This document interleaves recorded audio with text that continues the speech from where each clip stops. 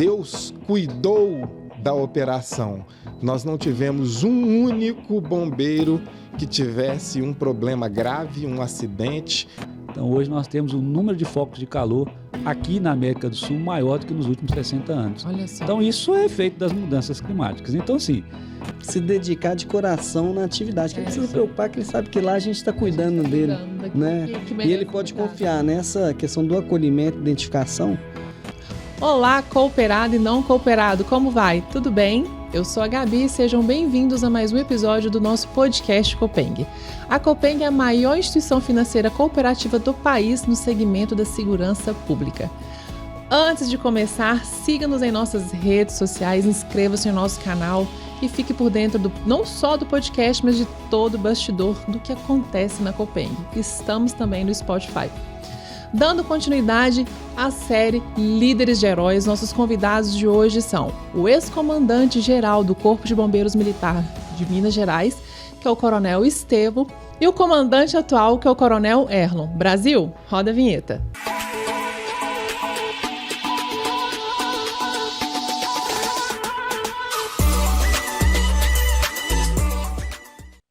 E começa mais um episódio do nosso podcast Copeng, dando continuidade à série linda, que é a série Líderes de Heróis. E ao meu lado aqui, Jamerson, meu amigo. Tô com saudade de você, meu amigo. Eu também, Gabi. Contente de hoje estar com duas figuras ilustres. Duas sumidades, né? E como é que tá lá na Copeng? Tudo bem? Bom demais. Hoje é reunião do conselho, né? Mais uma reunião aí para aprovar nossa gestão. Graças a Deus está indo bem. Isso aí. Tanto que eles me liberaram para participar aqui hoje, senão eu tinha lá prestar conta. Muito bom. Eu estou aqui com o ex-comandante do Corpo de Bombeiros Militar de Minas Gerais, que é o Coronel Estêvo. Coronel, muito bem-vindo aqui no nosso programa. Portas sempre abertas e fique à vontade. Muito obrigado por aceitar o nosso convite, viu? Eu que agradeço. Um prazer estar aqui. Gabi, Lívia, Jamerson, comandante Erlon, toda a audiência. Um prazer poder falar um pouquinho aqui da nossa corporação, Isso que aí, faz um vai ser trabalho incrível. bacana demais para Minas Gerais e o Brasil. E o nosso atual comandante, Coronel Erlon, seja bem-vindo. É um prazer ter o senhor conosco, viu? muito obrigado, Gabi. Lívia, Tem que ter. vai ser muito bem recebido. A meu amigo Jamerson. Para mim é um orgulho muito grande. Eu acho que falar da instituição que a gente ama, adora, e eu tenho toda a conexão desde da paternidade até os dias atuais, para mim é uma grande honra estar aqui. É um prazer tê-los conosco. A Copeng, ela tem assim um apreço muito grande por vocês. Então as portas estão sempre abertas. Sintam-se abraçados pelo Capitão Rosa, que eu sempre falo, por mais que ele não esteja presente, ele abraça todos que passam por aqui. Nosso abraço ao Capitão Rosa, Coronel Kleberson, representante do bombeiro, que está lá também. Eu estive com o Rosa hoje de manhã. Falou, É mesmo? Estava lá na passagem de comando da PM. Olha! Faria questão de estar lá, mas tem uma agenda e não vou conseguir. Mas o Jamerson vai realmente. estar lá, então está bem representado. Um abraço, Capitão Rosa, nosso vice-presidente Petrônio. Um grande abraço para vocês e todos os nossos conselheiros. Bom, Coronel Estêvo, que ex-comandante, mas está atuando, né? Estamos lá já desde fevereiro de 2023 na Secretaria de Justiça e Segurança Pública, como secretário adjunto, apoiando lá o nosso secretário, Rogério Greco, que já esteve aqui inclusive, e deve voltar em novas oportunidades aí para a gente falar sobre outros assuntos que afetam a segurança pública do Estado. Isso aí, foi um episódio, inclusive vamos deixar aqui esse episódio que foi muito legal para vocês. O Rogério Greco trouxe assim, várias informações, é tão bom que vai ter que voltar. Vamos lá, comandante, eu queria conversar um pouquinho com o senhor. Para entender, né, a gente está falando de líderes de heróis, né, e o senhor esteve aí no comando do Corpo de Bombeiros, né, durante um tempo. E como foi ser líder de heróis nessa gestão que o senhor passou? E o Corpo de Bombeiros que é tão respeitado, né, e no país inteiro, principalmente de Minas Gerais, que nós temos um apreço muito grande, né, Jamerson? Como foi ser líder de grandes heróis do Corpo de Bombeiros? Capítulo diferenciado da vida. É uma honra e um orgulho muito grande. Sim. E eu vou usar algumas palavras ao longo aqui do nosso bate-papo, algumas vezes, elas vão aparecer mais vezes.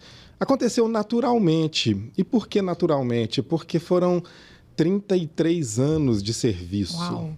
sempre no Corpo de Bombeiros. Então, a gente vai amadurecendo e obtendo uma consciência maior da instituição nesse período, conhecendo as pessoas, conhecendo os profissionais, conhecendo os fluxos, os potenciais, as limitações, buscando tirar as limitações da instituição, trabalhando com parcerias muito fortes, como está aqui meu irmão Coronel Erlon, que foi o subcomandante nesse período de 4 anos, que hoje é o comandante da instituição, com uma experiência, com uma bagagem muito grande, que mostra que a instituição está em excelentes mãos por causa da experiência, da maturidade, e que também para ele foi natural.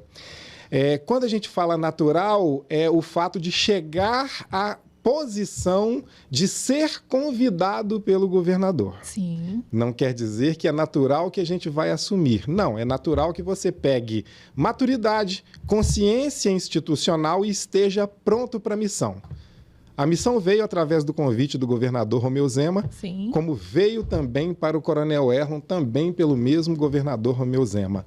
Naturalmente, a gente foi adquirindo essa maturidade, óbvio, sempre buscando o conhecimento profissional com a responsabilidade e a consciência que a gente teve. E a gente chegamos conhecendo todos os potenciais, as limitações e principalmente conhecendo cada uma das pessoas, sabendo o que é que a gente teria condição de executar, onde o Corpo de Bombeiros poderia chegar, qual é exatamente o comprimento das nossas pernas para que a gente possa avançar o máximo possível sem tropeçar. Então, é uma situação que trouxe muito orgulho, que trouxe muita honra e que nós entendemos que cumprimos bem a missão como comandante durante 4 anos e tivemos orgulho de entregar para alguém que temos uma parceria de 30 anos, uma instituição melhor do que recebemos. E dá para ver isso, né? Assim, e eu tô lembrando aqui, enquanto o senhor está conversando, que o senhor, na sua gestão, passou ainda pelo desastre de Brumadinho, né? Na época, não foi isso? Sim. Como eu disse, né?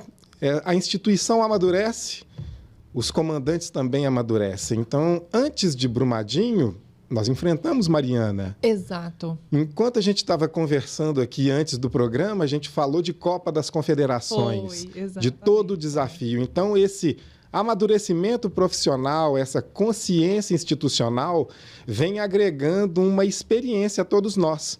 A instituição chegou em Brumadinho em um momento em que ela tinha condição de dar a melhor resposta possível.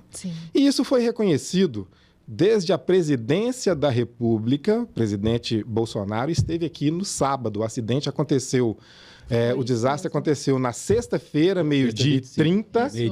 Meio-dia e 28, para ser mais exato. No sábado de manhã nós tivemos... Meio-dia e 28. No sábado nós tivemos aqui a visita do presidente Bolsonaro, de todos os ministros, de todos os assessores. Alguns deles continuaram depois aqui acompanhando o desastre, como, por exemplo, o Coronel Lucas, que era o secretário nacional de Defesa Civil. Toda a tropa do Exército também esteve aqui. Na época, o general Braga Neto era o comandante militar do Leste. E eu não deixo de falar, ele esteve conosco nessa primeira semana em uma conversa ampla, depois em uma conversa reservada comigo e com o Coronel Erlon, e a gente tem orgulho de dizer que, mesmo com o comandante militar do Leste, não houve uma única mudança no nosso planejamento e na nossa execução. Mais do que isso, quando nós recebemos aqui a equipe de Israel, uma equipe multidisciplinar, extremamente profissional, que trabalha com os maiores desastres, acidentes e ambientes, inclusive de guerra no mundo inteiro. Esteve conosco o Coronel Golan, também ao longo dos dias que esteve conosco. Não teve uma mudança importante na estratégia que estava sendo adotada, ou seja, um reconhecimento muito grande da qualidade do serviço que estava sendo prestado pelo Corpo de Bombeiros, que liderava a questão de busca e salvamento, mas contou, sem dúvida nenhuma, com um apoio importante e um reconhecimento do governo federal, do governo estadual, da polícia militar, que exerceu o seu papel também com grande profissionalismo, a polícia civil, que foi fundamental em receber corpos, segmentos e fazer a identificação. E todo ML instalado lá dentro, né? E todo um grande número, né, comandante Erlon, de organizações municipais, estaduais e federais.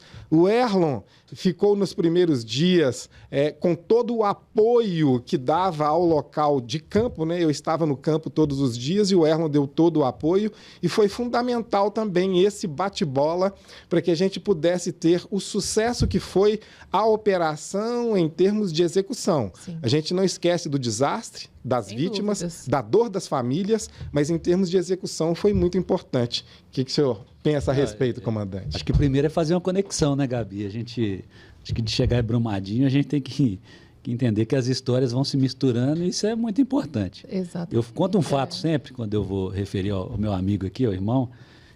Quando eu cheguei no Bombeiro, logo após formado, né, a gente não tinha muita experiência. A nossa formação era policial militar e depois que você tinha alguma formação ou uma experiência com os próprios militares. Aí, uma vez eu estava num incêndio, eu já contei essa história várias vezes, né? E aí, com a equipe que estava comigo, de forma até empírica ali, a gente conseguiu combater o incêndio. Mas o que me chamou a atenção é que, na hora que a gente estava fazendo o rescaldo, e o rescaldo acho que é conhecido todo mundo, né? A gente está avaliando se apagou realmente o incêndio, de repente chega alguém, coloca a mão no meu ombro, está tudo bem? Era o Tenente Estevo, naquela época, 97 ou 96, alguma coisa nesse sentido, ou até antes, 95, alguma coisa nesse sentido, de que, perguntando se precisava de apoio. E aí as nossas histórias foram se misturando aí ao longo desse tempo. Chegamos a trabalhar juntos no Estado-Maior e no momento da minha vida em que eu estava preparado para ir embora, com 29 anos de serviço, aí fui convidado para que junto com ele, eu assumi a chefia do Estado-Maior, a gente pudesse iniciar uma gestão à frente da instituição. E o interessante é que não deu 30 dias, né? Eu lembro muito bem, mais ou menos, as datas. Eu acho que a passagem de comando dele foi alguma coisa de 14 de janeiro, alguma coisa nesse sentido. Eu tinha tirado uma semana de férias e, como ele tinha sido chefe do Estado-Maior anterior, então não tinha que passar para ninguém, né? Não tinha que receber de ninguém, melhor dizendo. Aí fizemos um evento de assunção da chefia do Estado-Maior. Isso foi numa quarta-feira. Na sexta-feira, eu tinha um evento, uma confraternização numa determinada unidade de bombeiro. A meio-dia e 10 eu subi para almoçar e, de repente, meu celular começa, né? Rompeu uma barragem, eu não entendia nada daquilo. O mestre aí estava lá em Montes Claros. Montes Claros, com o general Araújo, comandante Giovanni. Todo mundo estava lá em Montes Claros, porque nós estávamos com uma audiência pública de segurança naquele município. Uhum. E aí, 12h30, a gente estava também almoçando e começa mensagens. Rompimento de barragem. E nesse momento vem na cabeça Mariana.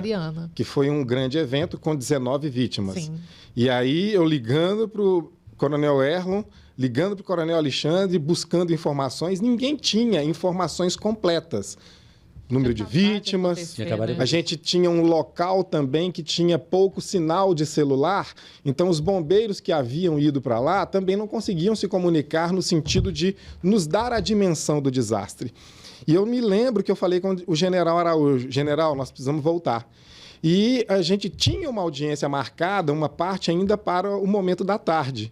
Ele ainda me disse: coronel, a gente tem uma audiência à tarde. Eu falei: general, me parece que o acidente é muito grave e nós precisamos voltar. E aí a gente deslocou, ele entendeu, a gente deslocou para o hangar, estávamos com o avião da Polícia Militar, sim, nos deslocamos, chegamos aqui no aeroporto da Pampulha por volta de umas 3h. E nesse tempo, o coronel Erlon dando prosseguimento às primeiras respostas, de mandar 2º Batalhão, de mandar BEMAD, de mandar aeronave, de entender o tamanho. A gente não sabia se era uma vítima, 20, 400, 800. A gente não tinha esse número, essa dimensão. Então, os primeiros momentos foram extremamente críticos. Quando a gente pousou, eu já tinha a imagem que rodou o mundo inteiro da, Major Carla, Major Carla, pairando com o helicóptero e fazendo resgate de uma vítima específica, Thalita. Thalita. E aí a gente viu que, olha, é realmente um acidente muito maior do que Mariana em termos de vítimas. Não um acidente para a parte ambiental, porque o de Mariana, ele atingiu todo o Rio Doce, foi no estado do Espírito Santo e deslocou no mar. Aqui era um acidente mais contido num primeiro momento, mas com um número de vítimas muito grande. E uma comoção junto aos familiares, junto a toda a mídia e a população, que a gente estava no mês de janeiro e as notícias correm muito mais. Você não tem a situação política, que normalmente ferve na mídia, você não tem o esporte, então era única e exclusivamente viver o momento Brumadinho. Isso aconteceu também, o que nos traz um capítulo à parte, porque quando a gente tem toda essa atenção da mídia, uma atenção a mais a gente tem que dar também para que as informações possam chegar da forma mais fidedigna para o público, familiares e o público em geral. E as primeiras informações são muito impactantes, né? Pelo menos para nós internamente. Eu lembro que a partir do momento que a gente passou a ter conhecimento, o Tenente Coronel Alexandre era comandante do batalhão de operações aéreas, aí quando eu liguei para ele, já foram 2 aeronaves para lá. E a primeira que sobrevoou, que foi a da Carla, da Major Carla, e aí eu liguei para ele, Alexandre, comandante, informações é que tinha lá um refeitório e que tem, da nossa ideia aqui, tinha mais de 500 pessoas. É a informação prévia. Sim. Obviamente que depois disso é feita toda uma depuração. Aí fui lá para a minha sala e de lá a gente começou a organizar. Estava, naquele momento, para receber o comandante do Batalhão de Emergências Ambientais, o Coronel Ângelo, Tenente Coronel, eu falei, Ângelo, já pode deslocar para lá, que agora a coordenação é sua, a equipe do 2º está deslocando. Então, a partir de agora, nós vamos ter que tomar pé disso. E fiquei ali principalmente na questão de organização de apoio de tropa, em especial apoio logístico, para a gente entender, primeiramente, qual que era a dimensão dessa... E as imagens iam chegando, né? As imagens... E dali foram 24 horas e 24 horas e 24 horas em que as imagens só se davam conta daquilo, né? Então, acho que foi essa aí a questão inicial. Os dois trabalharam juntos, né? Estiveram nessa conexão, né? Todo o tempo. A nossa comunicação era praticamente 24 horas. Tinha uma rotina de... Ajustando processos, ajustando... estrutura, Sim. que é uma estrutura logística gigante, que a gente teve que montar ao longo dos dias, ajustando, como eu disse, processos tanto administrativos quanto operacionais. Brumadinho é um marco na história do Corpo de Bombeiros Militar de Minas Gerais e na busca e salvamento do Brasil. Ela é a maior operação de busca e salvamento que a gente teve na história. Não só pelo número de vítimas, pelo número de bombeiros e profissionais que atuaram no local e pelo tempo ao longo dos dias, né? Semanas, meses, anos de operação que a gente empreendeu esse trabalho para dar a melhor resposta para todos os familiares. Tem uma data assim, a operação encerrou nesse momento ou ela ainda vai? Não, a operação não encerrou ainda não. Ela ainda nós estamos lá. Hoje nós estamos diuturnamente com 15 militares. E hoje é uma estratégia mais específica, né? Ela é de monitoramento e rejeito. Mas nós temos lá 15 militares, eles fazem um monitoramento. Isso. E a cada escala de 7 dias e a busca das últimas 3 joias que faltam. O amadurecimento da instituição foi e está sendo muito grande, como eu disse, não apenas para os processos administrativos, os processos operacionais, onde hoje o nosso militar ele é muito melhor preparado para uma situação de busca e salvamento em estruturas colapsadas, em locais de inundação, em rompimentos de barragem, não só para a avaliação, mas para a implementação de estratégias específicas. Então, nós podemos dizer que a corporação amadureceu e criou uma consciência institucional acelerada ao longo desse período. Nós tivemos também uma sinergia muito grande com todas as instituições. E eu volto naquele termo, consciência institucional, onde Polícia Militar fazia o seu papel, Defesa Civil fazia o seu papel junto aos familiares, Busca e Salvamento ficou adstrita e também a fala junto à imprensa apenas ao Corpo de Bombeiros. Um não interferia no papel do outro, um não dava nenhum tipo, não fazia nenhuma intromissão na atividade do outro. Isso fez com que estivéssemos sendo admirados no Brasil inteiro. Outras corporações que aqui estiveram, me corrija, comandante Erlon, salvo engano, só bombeiros. Foram 14 corporações que estiveram 15 aqui. Estados. 15 estados estiveram 15 aqui. Estados. Com seus materiais, com seus equipamentos, com seu talento humano, com cães. E todos eles nos procuravam para perguntar como vocês conseguem essa sinergia de boa relação com todas as instituições para que possa funcionar dessa maneira. Coronel Golan trouxe essa situação. Eu nunca vi no mundo uma situação em que as instituições estivessem trabalhando com tanta habilidade, sem qualquer interferência, todo mundo caminhando na direção, sem qualquer aresta ou arranhando uma a outra. Então, isso foi admirável e isso foi fundamental para que a gente pudesse ter, entre aspas, esse sucesso operacional.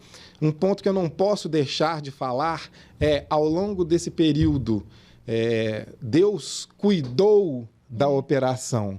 Nós não tivemos um único bombeiro que tivesse um problema grave, um acidente, em que a gente tivesse que fazer contato com a família, porque estaríamos devolvendo um bombeiro morto ou ferido em uma operação extremamente delicada. Tudo isso e ainda ter esse resultado, né? Era até uma pergunta que eu ia fazer para os senhores, era sobre esse amadurecimento, né? Nós estamos falando de grandes desastres, estamos falando de pandemia, os últimos acontecimentos, né? Então, esse amadurecimento, né? Esse crescimento, levando em consideração todos os planos de contingência, os trabalhos que o Corpo de Bombeiros desenvolve, ver essa sinergia e, enfim, eu creio que o senhor hoje, na gestão atual, consegue sentir ainda mais esse crescimento, né? Esse amadurecimento na instituição. Isso passa por um amadurecimento pelas várias questões e características, primeiro, do próprio Estado. Quando a gente fala em barragem, principalmente, né? Não foi a primeira. Nós já tínhamos lá desde um evento que teve aqui perto, em Vespasiano, depois lá em Miraí, Cataguás, uma barragem de líquido que rompeu. Depois tivemos ali Macacos, né, com algumas vítimas. Depois Mariana. Então, ou seja, é uma sequência e cada evento desse, a instituição ela procurou se preparar para estes eventos. Tanto é que a inauguração ou a instalação do Batalhão de Emergências Ambientais de Desastres, que foi uma unidade criada não só com essa finalidade, mas principalmente para ter uma força-tarefa para atuar de forma imediata, ali meados de pós-Mariana, ela já se demonstrou que a instituição já estava se preparando. Sim. E eu sempre falo que Brumadinho, como o comandante Esteve falou aqui, foi a aplicação daquilo que a gente já estava treinando e preparando e, principalmente, o que a gente já tinha vivido em outros eventos. Obviamente que foi uma situação que ela trouxe um amadurecimento melhor, técnicas foram aprimoradas, equipamentos nós passamos a ter acesso de uma forma mais específica, mas com certeza esse amadurecimento ele se deu ao longo do tempo, com as qualificações, com as preparações e com os eventos que foram acontecendo em Minas Gerais. E você citou aí, eu brinco com um amigo aqui que os 4 anos, 19, o senhor perdeu para esse ano aqui. Tivemos Brumadinho, tivemos a pandemia. A chuva do século. A chuva do século aqui na RMBH, 21 para 22. Sim. Ele teria a pior estiagem, que foi de 21, mas está sendo 24. Nós vamos ganhar em 24, né? Uma péssima vitória, mas esse é o pior período de estiagem que nós estamos tendo nos últimos 60 anos. Mas isso a gente depara anualmente, né? Então, esse é um processo de amadurecimento. E eu falo assim que o índice de comprometimento da nossa tropa é algo admirável. Então, eu tenho muito orgulho dessa meninada, desse povo novo aí que tem chegado com energia. O papo tá incrível, mas só uma paradinha rápida para o Momento Investidor com Cássio Antero.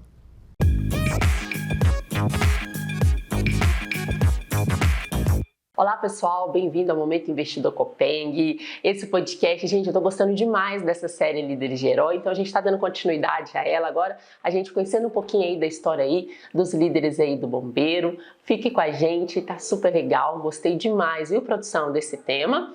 E agora vamos atualizar vocês um pouquinho do nosso cenário econômico. A gente tá aí com o IPCA fresquinho para falar para vocês. Saiu, né, a inflação acumulada de setembro, ela teve um aumento aí de 0,44%. Foi muito estimulado esse aumento por preços de bens, né, de alimentação que sobe e também da energia elétrica, tá? Então, esses dois itens impactando muito aí na inflação. Então, o acumulado sai de patamar que estava e agora a gente está com o fechamento aí do ano em 4,42%, tá? Vou deixar o gráfico aqui também, é bom vocês acompanharem como que está essa evolução. E aí a gente vai ter que ficar atento à próxima reunião do Copom, vamos ficar pertinho aqui. Fique com a gente, todo podcast nós temos esse encontro, eu vou te mantendo atualizado sobre ele, ok? E aqui na nossa prateleira de investimentos, você já sabe, mas vou ressaltar, a gente já está completo em produtos de investimento, a gente tem desde poupança até o home broker, para todos os perfis. E por falar em perfil, você já preencheu o seu perfil de investidor? Você já sabe qual que é o seu perfil?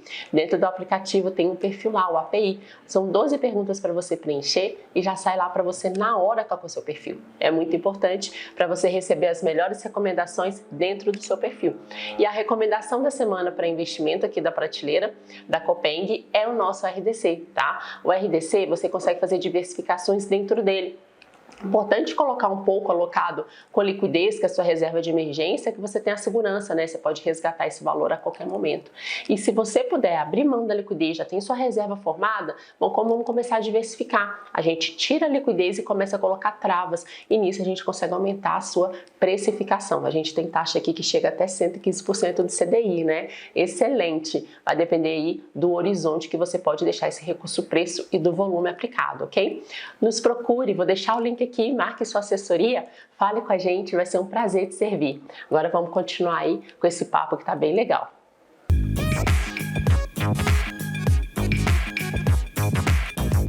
Fala aí, Gabi, tudo bem? Estou aqui passando para poder falar um pouquinho de como é que foi a agenda de eventos do Cicobi Copeng nas últimas 2 semanas e foi intensa, viu? No dia 1º, na terça-feira, nós tivemos 2 eventos, né? A Copeng participou de uma palestra na Escola Estadual Carlos Campos. É mais um evento aí da Copeng junto aos profissionais da Secretaria de Educação do Estado de Minas Gerais. E houve também a posse do chefe do Gabinete Militar da Polícia Militar de Minas Gerais, né, que aconteceu na cidade administrativa. Aí na mesma semana, no dia 4, sexta-feira, a Copeng participou do curso de negociação policial do BOP, foi o 8º curso, lá na sede do BOP. No dia 7, nós participamos também da inauguração do Laboratório de Perícia e Combate a Incêndio Urbano do Corpo de Bombeiros Militar. Isso foi lá no CTP, no Centro de Treinamento Profissional. Na terça-feira, dia 8, a gente participou de 2 eventos aí no dia 8, né? Às 9, nós participamos lá no auditório da Pampulha, da Diretoria de Assuntos Institucionais do Corpo de Bombeiro, foram os 15 anos da DAI, né? E também nós fizemos uma palestra para a companhia, 2ª Companhia de Prevenção à Violência Doméstica, com a Capitã Lívia, nossa ilustre cooperada. Então é isso aí, muitos eventos durante as 2 semanas. Segue daí, Gabi. E o Coronel Estevão, a gente está falando aí, né, de tudo que aconteceu, essa sintonia de vocês dois também, né, trabalhando juntos, mas como que foi passar o bastão para o novo líder, para a nova gestão? Foi uma alegria muito grande poder entregar a instituição, onde nós tínhamos ali um acelerar de processos de mudança, de melhoria, para alguém que foi um parceiro ao longo de aí 25, quase 30 anos de trabalho, em que nos conhecemos na academia, mas como ele contou a história aqui, numa das primeiras ocorrências de incêndio na área dele, que era o 1º batalhão, eu era 2º batalhão, que é Contagem. Eu, sabendo que ele estava de serviço, sabendo que ele estava atendendo uma ocorrência de incêndio, mas que era uma ocorrência que poderia se trazer complexidade, claro. Fui em reforço, cheguei, éramos tenentes, 1 ano de diferença. Foi um incendiário, lembrei aqui agora. Foi um rapaz que tinha problemas mentais, colocou fogo na casa e aí... Isso eu me formei em 93, ele se formou em 94, então 1 ano de diferença. É pouco. E aí cheguei até ele, tudo bem? Está sob controle? Está precisando de alguma coisa? O que você precisar, eu estou aqui para te apoiar. Que legal. Então, essa sintonia de trabalho, essa parceria, esse apoio já existe mutuamente há muito tempo. Algumas pessoas, né, na instituição, antes que a gente pudesse ainda alcançar o papel aí de comandante e de sub, já falavam, o melhor para a corporação é que a gente possa ter vocês dois trabalhando como comandante e sub, porque a gente sabe que a sintonia de vocês é uma das mais perfeitas que a gente tem aqui e a instituição vai ganhar.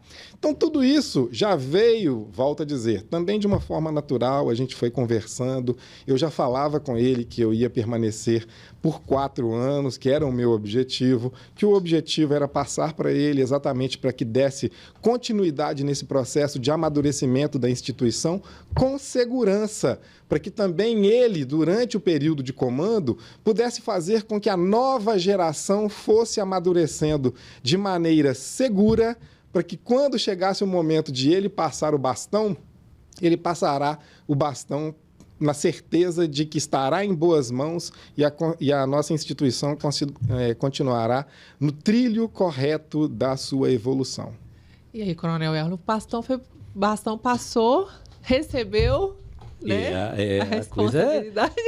A responsabilidade é alta, né? Mas eu tenho, assim, eu na verdade, eu resisti bastante. Essa aqui sabe, porque a gente pensa, tem um plano, uma ideia de vida, um planejamento de carreira. E eu tenho uma história muito linda para mim. Meu pai foi bombeiro 30 anos, eu não posso esquecer de contar isso, né? A família. Meu pai foi bombeiro 30 anos e ele sai incrível. Em julho de 90 e eu passo no CFO em fevereiro de 91. Então, assim, bombeiro, para mim, eu não vou falar que eu nasci dentro do quartel, porque, obviamente, isso é uma maternidade, né? Mas a gente tem um objetivo. E o meu objetivo ele foi se alcançando ao longo do tempo e que realmente é alcançar o último posto na instituição. Consegui.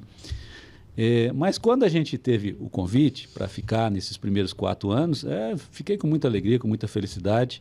E realmente... na verdade foi um compromisso, né? O senhor vai ficar os 4 anos, eu também vou ficar os 4 anos, então nós vamos ficar juntos. Só que depois, vai embora, eu vou embora também. Mas essa era uma ideia e, obviamente, como a gente compreende e tenta, que é o melhor para a instituição. Sempre, e aí, realmente, o receber esse bastão foi um sinal de confiança, um sinal de responsabilidade para que a gente pudesse fazer uma transição tranquila, conhecendo a equipe que nós conhecemos. A ideia realmente era e é dar continuidade aos planejamentos, né? Hoje a gente tem o planejamento estratégico que foi construído desde 2015 para frente, consolidado para que a gente consiga desenvolver os objetivos estratégicos e com muita tranquilidade e com alegria. Eu brincava com ele que quando eu estiver feliz, eu estou trabalhando. Então, estou feliz, bastão... Vai trabalhar até o 100. Aí, ó. Olha aí, Não, mas tem gente boa por aí. E como que está aí as expectativas dessa nova gestão, frente aí os últimos acontecimentos, né? A gente está falando aí de queimadas que estão acontecendo. Como é que está aí esse movimento, as expectativas, né? A gente fala, né, no Corpo de Bombeiros, nós temos 2 períodos bem distintos, né? Um de estiagem, que nós estamos vivendo agora, e um de chuvas, etc. Então, esse é um período extremamente crítico. O Corpo de Bombeiros do país, mas de Minas Gerais, ele tem focado no incêndio e vegetação já com um olhar diferente nos últimos anos. Mas isso é principalmente devido às mudanças. A gente estava até discutindo esses dias, porque lá atrás, 10, 15 anos atrás, o militar ele não tinha uma exposição ao incêndio como tem agora, porque a incidência hoje é maior. Sim. Então, hoje o número de ocorrências de incêndio, seja urbano ou seja em vegetação, é maior. E como a incidência é maior, a demanda é maior, a responsabilidade é maior, o risco é maior. Então, a gente tem procurado usar técnicas mais adequadas. Na época do comandante Estevam aqui, nós inauguramos o uso da aviação agrícola para o combate a incêndio, que é aqueles aviões Air-Tractor. A gente conseguiu fazer a primeira locação. Hoje nós já temos um avião que é próprio da instituição para fazer esse combate. Temos a locação. Então, ou seja, estamos evoluindo. Exatamente. O desafio é grande, porque esse ano, principalmente, nós temos uma tríade que ela é fundamental no incêndio, né? de 3,30. Temperatura acima de 30 graus, umidade abaixo de 30% e velocidade do vento acima de 30 km por hora. A umidade esse ano aqui nós tivemos de deserto, tivemos a 12% há duas, 3 semanas atrás, menos que o Saara. Temperatura sempre acima de 35, 36. Se é que a gente tem alguma coisa boa é que, graças a Deus, os ventos não foram tão fortes e aí a propagação não foi muito. Mas a incidência de focos de calor ela superou 60 anos na América do Sul. Então, hoje nós temos um número de focos de calor aqui na América do Sul maior do que nos últimos 60 anos. Olha só. Então, isso é efeito das mudanças climáticas. Então, assim, estamos nos estruturando, é um trabalho ainda que nós precisamos ter consciência de que ele precisa ser aprimorado. As equipes estão se preparando. Hoje a gente já montou equipes multidisciplinares para fazer força-tarefa em outras unidades. Então, isso tem melhorado o combate e com equipamentos, técnicas adequadas, equipamentos adequados, a gente consegue fazer o combate mais rápido. Essa é que é, vamos dizer assim, né, o X da questão. Se a gente chega rápido, consegue combater rápido, a gente não sofre tanto com incêndio em grandes períodos, né? Então, esse ano a gente teve essa felicidade, mas o desafio é enorme. Comandante, Gabi, vou até acrescentar um pouquinho, até porque durante esse período dessa parceria nossa, não só o Corpo de Bombeiros Militar de Minas Gerais cresceu, avançou. Nós tivemos a oportunidade de atuar muito com a Liga Bom, que é o Conselho dos Comandantes Gerais dos Corpos de Bombeiros do Brasil. Foi o presidente? Mas eu digo que nós atuamos juntos. Foi o presidente. Foi e o presidente. Algumas coisas, como, por exemplo, o acidente de Brumadinho, nos trouxe estruturas diferentes. Exemplo, Brumadinho nós usamos muitos cães. A partir daí, os bombeiros do Brasil viram a necessidade de ampliar o uso de cães em buscas. Todos os corpos de bombeiros desenvolveram muito isso. Por exemplo, lá em Brumadinho, nós chegamos a ter alguns momentos, e o brigadeiro falou comigo, Estevo, eu estava voando muito alto, eu vi um monte de aeronaves abaixo de mim e quando eu assusto tinha uma aeronave ainda acima de mim, ou seja, muitas camadas de aeronaves voando, o que expõe em risco. Nós fizemos, então, completamente um controle aéreo, tanto na base de Brumadinho, como na base operacional. Nós chegamos a ter controles só aéreos. Para complementar, que o número de decolagens e pousos, né, quantitativo, foi maior do que Confins. Mais do que 35 aeronaves de operação. Pousando em qualquer lugar, levantando voo em qualquer lugar, precisava de um controle. Volto a dizer, Deus operou, nós não tivemos um único acidente. Mas a gente teve ali também uma noção diferente de como gerenciar uma operação com muitas aeronaves. Esse conhecimento se propaga para as outras instituições. Sem dúvidas. A logística, eu digo sempre que ali a gente teve uma inversão da lógica da logística. Como é isso? Olha, quando você vai atender uma ocorrência, você atende de acordo com o número de aeronaves, de homens e de máquinas. Lá em Brumadinho, como nós tínhamos uma grande empresa por trás, nós fazíamos a estratégia e a gente exigia materiais, equipamentos, máquinas, viaturas para a estratégia que a gente queria. Uma inversão da lógica da logística. Essa gestão também hoje está arraigada no sangue do bombeiro. E por tudo isso, esse bombeiro de Minas, ele passou a ser referência internacional em buscas. Nós fomos para Moçambique 2 vezes, Haiti, Turquia. Ou seja, né? É uma referência internacional por causa desse amadurecimento estrutural de processos administrativos, de processos operacionais e passou a ser uma referência. Mas, como disse o comandante Erlon, os desafios climáticos são enormes. O que aconteceu no Rio Grande do Sul, o que está acontecendo nesse momento em Queimadas, está sempre desafiando força de segurança e, nesse caso, bombeiro. Nós precisamos correr atrás da evolução, da modernização. As aeronaves, a gente hoje já não pode viver sem elas para combate a incêndio em vegetação. E a gente vai buscar ainda um amadurecimento e uma evolução que eu já tenho compromisso com o comandante Erlon e com o Corpo de Bombeiros. No ano que vem, certamente a gente vai ter uma resposta diferente e melhorada no que concerne às queimadas. Trabalharemos juntos nesse sentido. Perfeito. É sempre isso, uma busca constante de melhoria. Temos melhorado, os desafios são maiores, a gente tem que acelerar a nossa melhoria. Aguentou até aqui, consegue aguentar até o... Vamos indo. E o desafio de controlar os chamados? Não deve ser... Toda hora não deve ligar. Ó, tá um incêndio aqui, tá um fogo aqui. Só por curiosidade, né? Isso aí, deve ser um fazer o volume corte, né? Enquanto tá vindo para cá, o governador liga, prefeito liga, nós estamos tendo um incêndio perto da Manancial da Copasa. É preocupante, né? Lógico, Pode afetar a população. Mas nós já estamos lá com 2 aeronaves agrícolas combatendo, brigadistas, bombeiros militares. Então, Mas, Jamerson, isso aí faz parte do nosso dia a dia. É saber realmente priorizar, é compreender, porque às vezes você tem várias ligações para o mesmo evento. Então, é saber, compreender, ver onde está a equipe, se informar. Mas eu digo que é introjetado na nossa vida. É entender parte, que faz parte. O coronel falou, faz parte ali de vocês. Uma vez que vocês enfrentaram, vocês já sabem, já faz parte. E eu lembro, falando um pouquinho dessa questão da aeronave, na época eu morava em Ibirité. E quando aconteceu, era como se, falando de sentimento, a gente sentia uma coisa muito forte naquele dia. O ar, tudo, a energia toda mudou.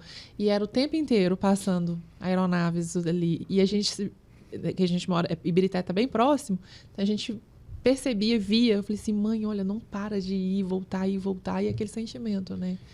De que está acontecendo perto de você, são pessoas, são vidas, corpo de bombeiros atuando assim. E a conexão nossa com os familiares, como diz o comandante Estevão, ela foi fundamental. Ele vai lembrar, a gente tinha uma rotina de reuniões diárias lá em Brumadinho, né, 3 e tal, mas ao final a gente sempre trocava ali as diretrizes para o dia seguinte, né? Tanto ele como eu, o dia que ele ia, o dia que eu ia, mas... E depois ia lá para perto da igreja, essa é a fase mais emblemática, né? E tinha lá um grupo de familiares fora da área quente, né? Zona quente a gente fala é onde está acontecendo o fato. E eles só compreendiam a notícia quando um militar do bombeiro ia lá e falava, ó, é assim, é assado, tantas vítimas já foram contadas. Então, ou seja, para eles mídia, assim, existia. Mas a palavra do militar ali falando, então nós fizemos, a gente sabia nomes, né? A minha desaparecidos. Tia um almoço para o grupo seu de Geraldo. Bombeiros, ela ficou lá fazendo almoço todos os dias. Nós tivemos vários. Tivemos apoios assim, que eram emocionantes. Nos primeiros dias, por exemplo, os bombeiros praticamente perdiam a farda de tanta lama, de tanto rejeito. E aí nós tivemos ali a Igreja Batista com todos os seus voluntários que ao final do dia pegava a roupa do bombeiro, lavava, secava, passava, dobrava, colocava dentro de um saquinho, às vezes com uma mensagem apenas. Sempre uma mensagenzinha. Às vezes com um bombom também. E que ficava na cama do bombeiro, que ao final do dia chegava e via aquilo como um ímpeto, uma força a mais para continuar no dia seguinte. Ele tinha que se renovar, reenergizar para isso. Então, esse voluntário da igreja e tantos outros que fizeram a comida, que davam a força, que muitas vezes não tinha o que fazer, mas queria ajudar só de estar ali conversando. As cartinhas das crianças que chegavam e dava a força para o bombeiro para que ele pudesse continuar para buscar o seu familiar que havia sido perdido. Aquilo ali movimentava uma energia interna dentro de cada um dos bombeiros para continuar. Isso é cooperação. Sim. Isso, né? É isso que a gente tem na nossa veia, né? E falando de cooperação, de cooperativismo, porque isso é cooperativismo também, encerrando esse bate-papo maravilhoso, os dois são cooperados Copeng, gente. A gente está conversando com 2 cooperados. Um tem quase 15 anos, o outro tem mais de 10 anos aqui isso já aí. Com a gente. E a pergunta, como é ser cooperado de uma instituição financeira que entende o seu segmento? Começando então aqui, depois passando para o comandante Erlon, desde o início é a questão da confiança, é a questão da segurança, é a questão da compreensão. Nós lidamos com uma tropa diferenciada.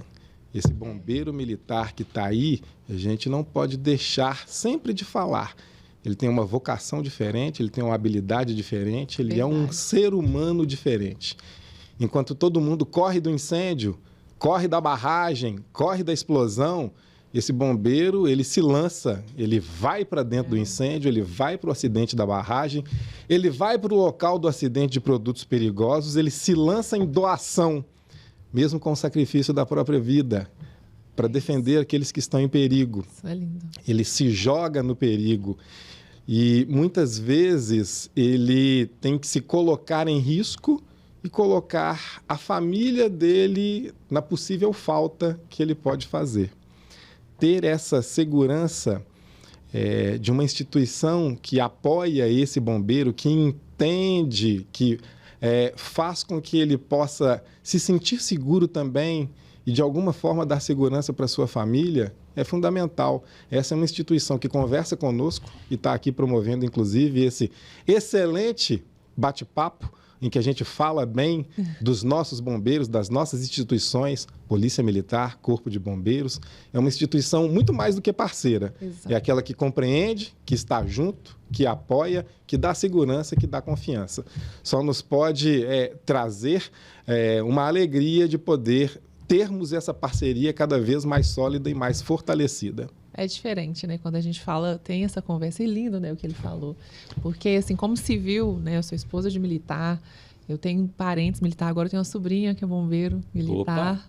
E é tão bom saber que a gente tem essa... Nós somos assistidos por vocês, que dedicam a vida. Eu até falo, médico, não, que legal, salva vida, né, tal, tem todo um código para seguir, mas o bombeiro militar, o policial militar, a gente... Nós é que devíamos bater continência o tempo todo, admiração, né? maior, e admiração maior por vocês que entregam a vida, e não porque, né, uma instituição financeira que está ali também para apoiar uma das abas das nossas vidas, né, que a gente está falando de financeiro, de instituição financeira, né, Coronel? Eu acho que de início a gente tem que entender pelo menos a palavra cooperação, né? O que é isso, né? Eu confesso que não é fácil, não foi fácil. Mas quando você passa a entender, eu acho que a grande característica que assemelha o cooperativismo e a cooperativa com o bombeiro, com a instituição bombeiro, é a cooperação, a identificação e o acolhimento. Eu confesso que a minha identificação com a cooperativa foi pelo acolhimento, pela forma de tratar. Eu acho que a grande palavra é identificação. Você passa a fazer parte daquela instituição. E, obviamente, que você se sente mais seguro. Claro. A segurança quem é que não quer estar seguro? Então, e para nós, como diz o comandante Estevam aí, né, que estamos sujeitos a riscos. A nossa família está sujeita a riscos. E, né, temos que buscar alternativas de forma e compreender qual que é o papel da cooperativa e o que ela fornece. E, principalmente, eu vou repetir, acolhimento e identificação. A gente enche o saco lá do Jamerson. Vou falar da Silvane, pode falar? Pode. Posso falar da Silvane? Mandou um abraço. Ela mandou um abraço. Tá abraço aqui, para Silvane. Ela já fez cartão para minha esposa sem eu saber, né? Mas é porque ela precisava, tá? Depois, então, assim, é o acolhimento, a identificação, a tranquilidade. Você liga, você resolve o problema. Não vou falar de outros, não, vou falar da cooperativa. E eu realmente me identifiquei. Sou garoto propaganda. A face não ajuda muito não, né? Mas eu sempre, né? O Rosa sabe disso, eu sempre, meus motoristas sempre, já fiz sua conta lá na cooperativa, já tem um cartãozinho verde, você vai ter o preto um dia, né? Mas hoje você está tendo verde. Então é identificação e acolhimento. Eu acho que isso é fundamental nesse processo de segurança. Isso é bom, né, Gabi? Que a gente cuida do bolso do cooperado para ele se dedicar de coração na atividade. Que ele precisa se preocupar, que ele sabe que lá a gente está cuidando dele. Né? E ele pode confiar nessa questão do acolhimento, identificação. Tem que, assim como faz parte do bombeiro dele se entregar à missão, lá também a gente cobra muito isso da equipe. Se entregar em atender o cooperado, saber identificar qual é o problema dele e gerar essa segurança. Porque a partir do momento que você tem essa segurança, que você confia, você vai saber, não, a Silvane não vai me colocar numa enrascada aqui, porque se não for legal, ela vai falar assim, não é legal, não fica... Esse cuidado. Não é bom você mexer assim, não. Então, essa preocupação com o cooperado é nessa linha, realmente. E que vem do próprio conselho, né? Além do Coronel Kleber, você também mandou um abraço para os senhores. Que está lá no conselho discutindo a vida do cooperado.